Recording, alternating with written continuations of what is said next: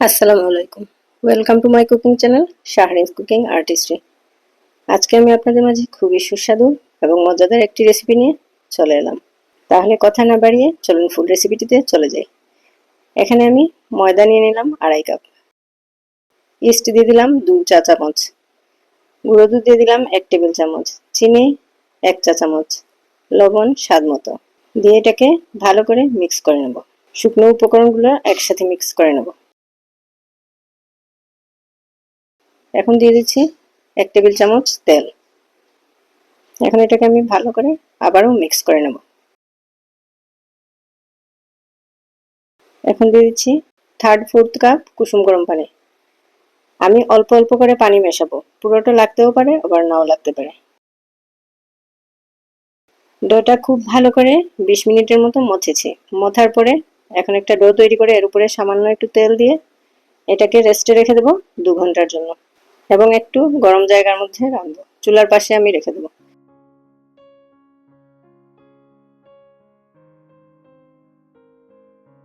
এখানে একটি প্যানের মধ্যে দিয়ে দিলাম 2 টেবিল চামচ তেল। মুরগির বুকের মাংস দিয়ে দিলাম, এটা আমার ম্যারিনেট করে রাখা ছিল। এখানে 300 গ্রামের মতো মাংস আমি ব্যবহার করেছি। এটা যতক্ষণ না পর্যন্ত সেদ্ধ হয়েছে ততক্ষণ পর্যন্ত আমি রান্না করব। এখন দিয়ে দিচ্ছি মোজারেলা চিজ। একটা চিজের অর্ধেক ব্যবহার করেছি।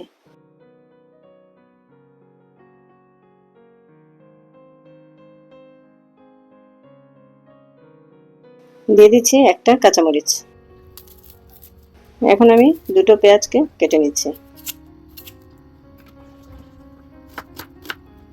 একটা পেঁয়াজকে রিং করে রাখবো আর একটা কুচি কুচি করে কেটে নেবো।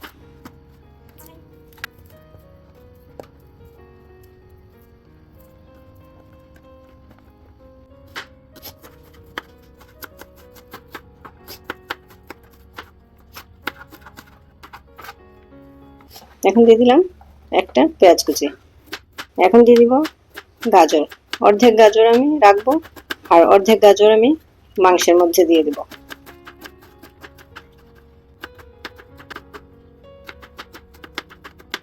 অর্ধেক গাজর আমি মাংসের মধ্যে দিয়ে দিচ্ছি।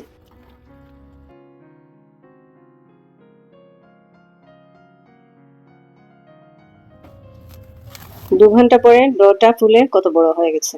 এখন আমি এটাকে আবারও 5 মিনিটের মতো মথে ছোট ছোট বল তৈরি করে নিচ্ছি। যতগুলি লেচি বেলবো এতগুলো বল তৈরি করে নিয়েছি। এখন আমি ছোট ছোট করে লেচি বেলে নিচ্ছি। একটু পুরু করে বেলতে হবে।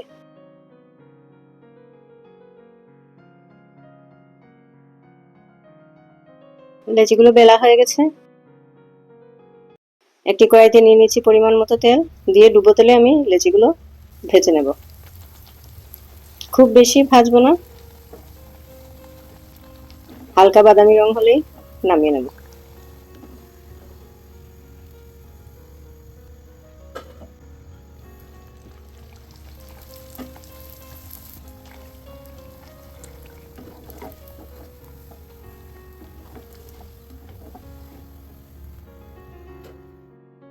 এখন আমি লেচিগুলোর মাঝখান দিয়ে কেটে নিচ্ছি।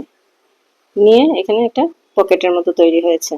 পকেটের মধ্যে আমি দিয়ে দিচ্ছি মাংস,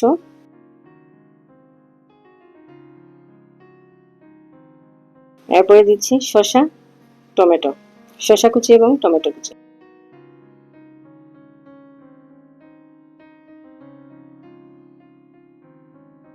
এখন দিয়ে দিচ্ছি পুদিনা পাতা। আপনারা চাইলে লেটুস পাতাও দিতে পারেন, আমার কাছে ছিল না তাই পুদিনা পাতা দিয়েছি। এভাবে আমি সবগুলো তৈরি করে নিব। সবগুলো আমার তৈরি হয়ে গেছে, দেখতে খুবই সুন্দর এবং খেতেও সুস্বাদু। পরবর্তী রেসিপি দেখার আমন্ত্রণ রইল।